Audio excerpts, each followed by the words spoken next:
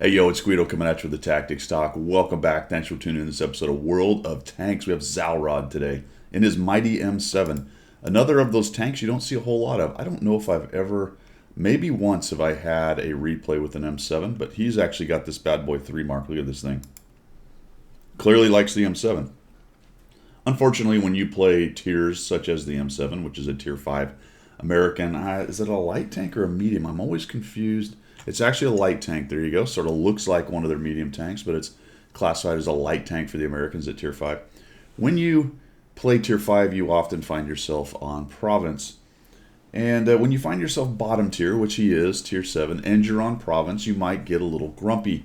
Somebody on his team is going to do so. So I stopped it at 8 seconds. Watch the chat down there, and we'll see how this thing starts. And here we're going to talk about what you do when this... Oh, F this shite, says sadistic crew in the KV-1S.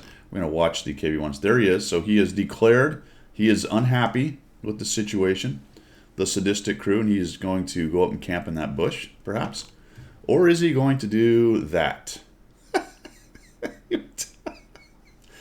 Wow. Well, there's one guy down. So what do? You know what? What can you do? You play. You don't get salty. There's no reason to chase him to the garage, or I get upset about it as well, but you just play. So we're going to watch Zalrod. He's going to work on this. Now, not to be outdone, of course. I'll show you what Zalrod's doing. Not to be outdone, the enemy has their own answer. All right? There he is. The 178 is fallen off the edge somehow and crashed. More than likely trying to make that corner. So, folks, be careful when you're driving on those mountain roads. You may fall off like the AMD did and crash. So I guess they were spotting Zalrod's team. You know, one tier 5 for another, right? Or is that a tier 6? Oh, well, they overdid it. They spotted him a little extra. So we've got a Hellcat trying to go across the middle. That's an interesting move by a Hellcat. I've seen that multiple times, folks. We've got a bush that is right up here that you can do that. And, of course, over on that side where that Hellcat is, and what it does is it lights up people on the edges of both sides. So that's a move I've seen on Province a bit. I don't play Province a lot because I'm not down at tier 5, 6, and 7 much. I do play it a bit, but not too much. We did have a replay in the recent past where we showed somebody who went down to the bush that's on the green side.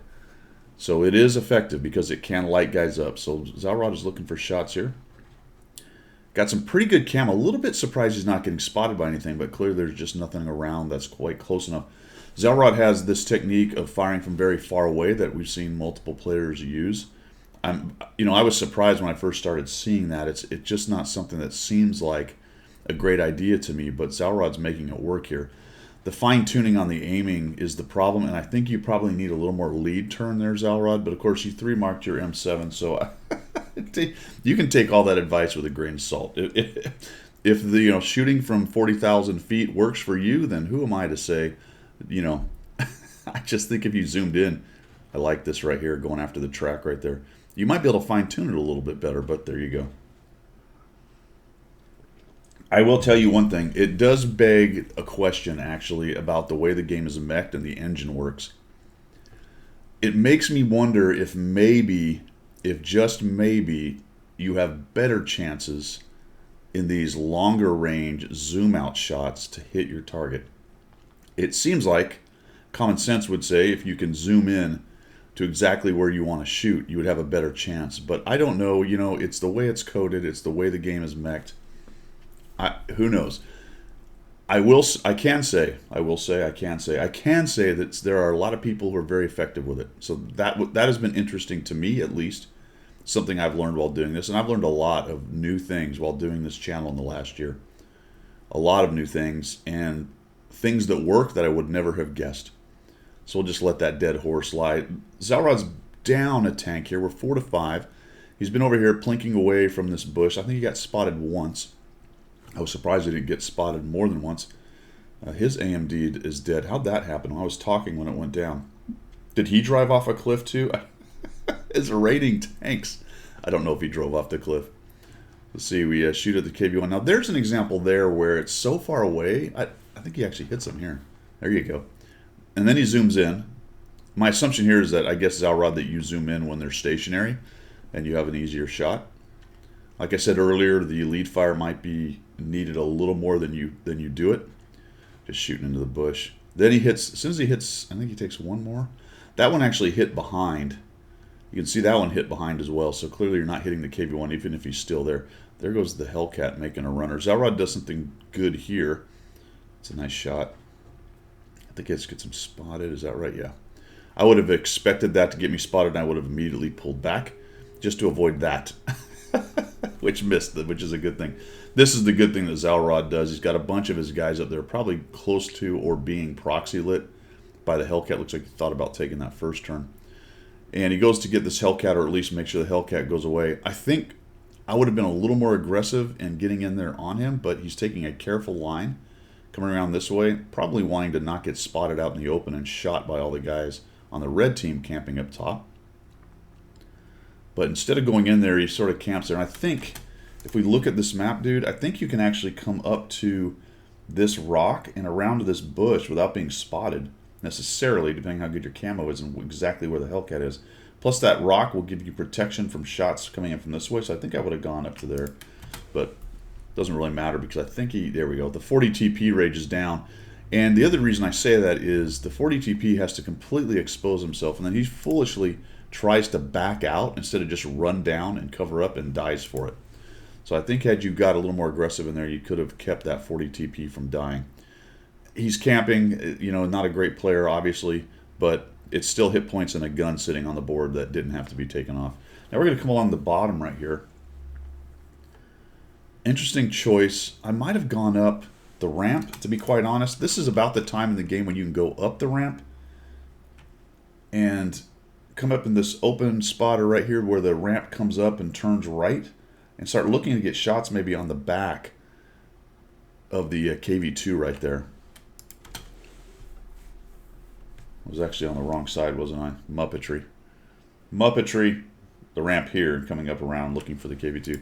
You get spotted. The IKV is right there and he absolutely hammers you with heat.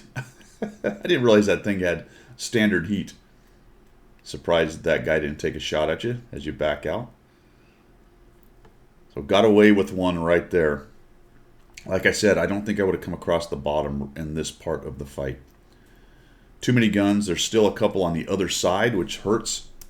Moving along the bottom. Anytime there's anybody up there, like the 3045M and the Leopard, that's very bad. At least coming up this middle road, you can protect yourself on the left. Now we've come to the part of the battle, and we've talked about this a lot lately as we try to learn how to go from that 50% to 55 and above, and what that means in terms of reacting to the battle, that mid to late phase of a battle, where what the guys who are left on the board means a bunch, all right? It means a bunch to whether these guys win or not. The KV-2 is lit, and you know he's anchoring the Tiger, so now in your mind it should be, how do I help this Tiger get rid of that guy? And then all of a sudden you get a shot of opportunity, which is fine. How do I help the Tiger get rid of this KV-2? It's a near 100% Tiger. He's also got a Leopard with him. Really what they've got a buddy up there. They've got a buddy, so the Su-85 has moved in. But Zalrod decides I'm going to go over to the other side and help them clean up the threat to cap. That's also not a bad idea. Also not a bad idea. Just stop right there and start plinking at these guys. There we go. Oh, ricochet. Back up, back up, back up. Oh, we let that guy get away. Just a slight shift backwards would have given you that shot. Got to anticipate when they're moving and when they're going to cover up. And if you've got a way to make that shot happen. Zalrod lets those two guys deal with the Su-85. He didn't have a shot. I believe he covered up anyway, so he comes around here. He does have to be careful. He's a one-shot to nearly anything, pretty much everything on the board, even a splash by one of, I don't know if the M44 splashes does it. Whoa. I don't know if that's shift zoom or just some artifact of the replay.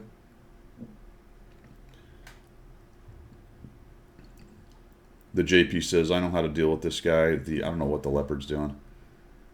Move forward. Get him. There you go. Nice shot. A little help, I believe, with the JP, and we take down the guys threatening the cap.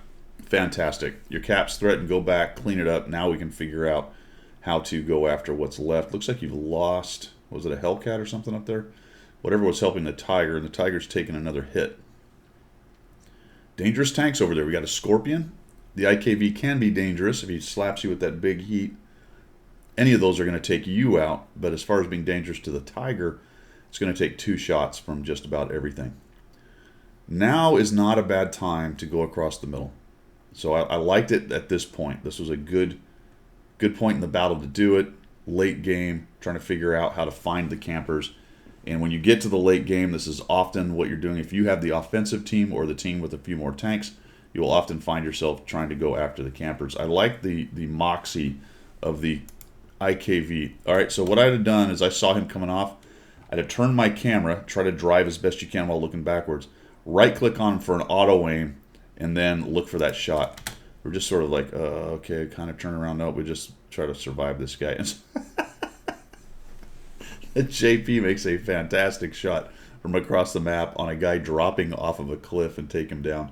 I think you could have had a shot as you were running away. A little bit tricky. Driving forwards and looking backwards, often you can get your keys mixed up and turn the wrong way, but it is a pretty good technique. I'm going to crawl up here. There we go. We find this guy. Track him. Probably a good idea to back off. When you're on the back slope like this, it's going to make the shots from the Hummel and the M44 very difficult, if not impossible, once you get a little bit lower. So not a bad idea. The IKV kind of knows you're there, though. Did he see you? He must have. I didn't see your sixth sense go off, but he had to have known you were there. The Tiger takes a hit going in. IKV shot at him. We have the Hummel spotted. All right, so let's just watch this go here.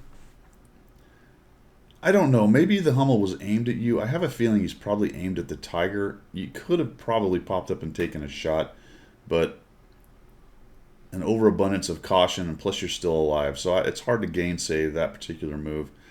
Also, this is the one I didn't like. I would have absolutely gone after the IKV and tried to help the Tiger one take him down. But it looks like you're messing with the Artie right here. It may have been a case of you figured the Tiger one was going to take him out, but he's just about to be killed by Artie. So you take that quick look, and then you move back up here. Oh, and you lost your Tiger for it. And then the Artie takes him down. Thank goodness you didn't quite get close enough to him to get proxy lit before he died.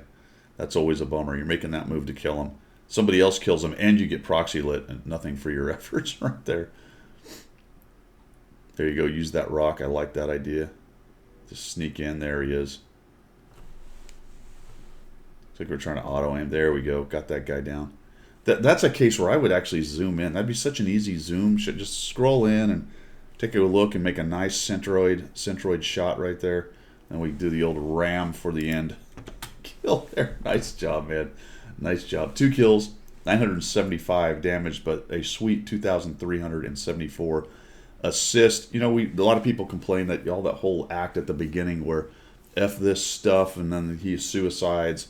People give up on your team. They cry about XVM. They cry about the clans. They cry about the tank setup. They cry about their tier positioning. They cry about there's a rock in their shoe and the sun's in their eye and all the crap that they whine about at the beginning, which rationalizes the reason they don't want to play that match, whatever it is.